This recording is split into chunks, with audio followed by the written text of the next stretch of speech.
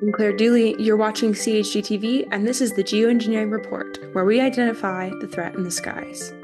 While conspiracy theories abound about chemtrails and weather modification, there is truth to geoengineering and cloud seeding. And as a whole, I think in America we need to start asking questions about what's being sprayed in our skies, how it affects us, and how it affects the weather and our climate.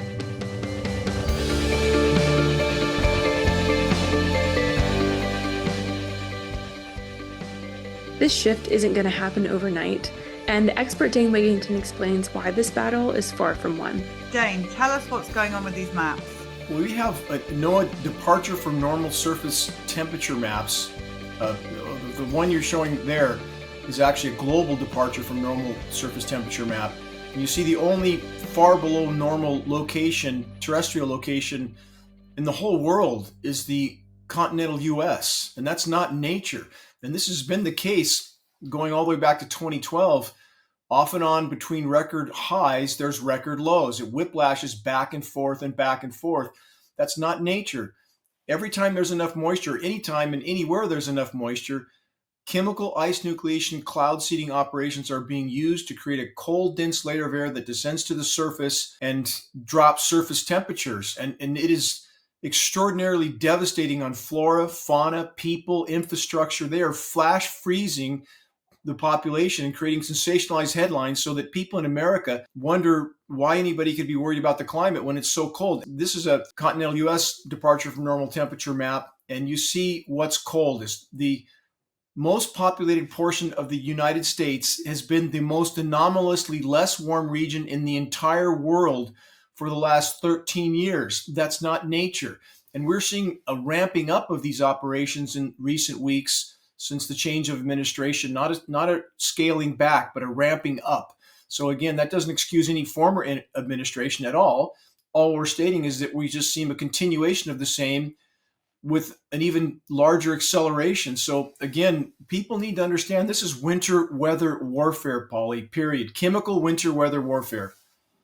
Do you think the US are being targeted? If you go back to that first map, Ali, that we just put up, it just looked. So is that the US being targeted? If you want to look at it as being targeted by our own government, yes.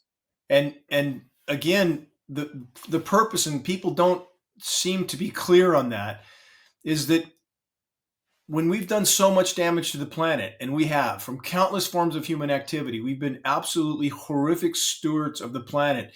So the bottom line is, how do you hide that in order to keep business as usual, in order to convince people we need to drill, baby drill, and pump all the oil we can and continue to cut down the forests and live on an extractive, industrialized, militarized scenario, as if you can continue that, which you obviously can't.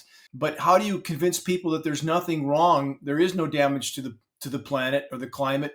And again, I'm no Al Gore fan, and I'm no fan of any of the environmental groups, all of whom are displaying criminal hypocrisy by ignoring the climate engineering issue. And Americans need to look beyond our borders, because this is all out chemical weather warfare. Chinese government openly announced they were doing this, Polly. It's no secret. I mean, Popular Science covered it, ABC News, MSNBC, Guardian. But if you bring the subject up here, suddenly you're marginalized, and that's the intent. You know, there's people in our movement, people who I really respect for their stance on other things, that say that this is all nonsense, that this has been made up just to put the fear into people. What do you say? What do you say to that? Well, I would say those people are living in a very dark place, and they have serious blinders on. You have to be clinically blind not to see what's happening in our skies, or willfully eyes wide shut. So again, it is truly profound that there are so many that are so ideologically based that they can't or won't face what's happening in our skies. And again, it couldn't be more shockingly obvious. The entire global climate science community is discussing exactly what we see in our skies, putting aircraft up to spray particulates to blot out the sun that would create dirty, filthy white skies. If they did it, they say, which is exactly what we have. It would destroy the ozone layer, they say, which is exactly what we have. And that by itself is, by the way, a near-term existential threat. Anybody that's in any way cognizant of their own senses can feel how intense the sun is. It's burning the bark off of trees. It's killing insects. It's killing plankton. So yeah, we have so many people, Polly, that are so attached to the current paradigm that anything that threatens that paradigm, any notion that we're circling the drain, they shut down and go into total denial. And if we stay on this course, we're not going to be here much longer. And that's a mathematical, statistical fact. Our insect populations are down 80 to 90%. Plankton populations down 90% in the Atlantic. Global wildlife populations down 75% conservatively in the last 40 years alone.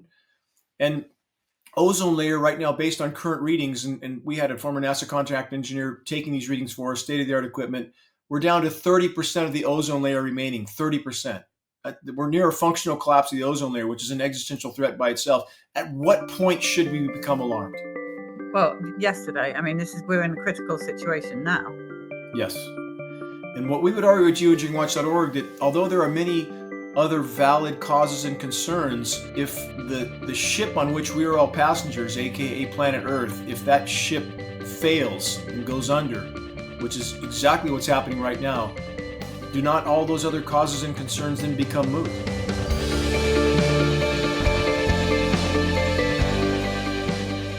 I'd love to express our appreciation for you guys sending comments via email to us. We love hearing from you, so please reach out via goodmorning@chd.tv. Thanks so much for watching, and we'll see you next time on CHD TV.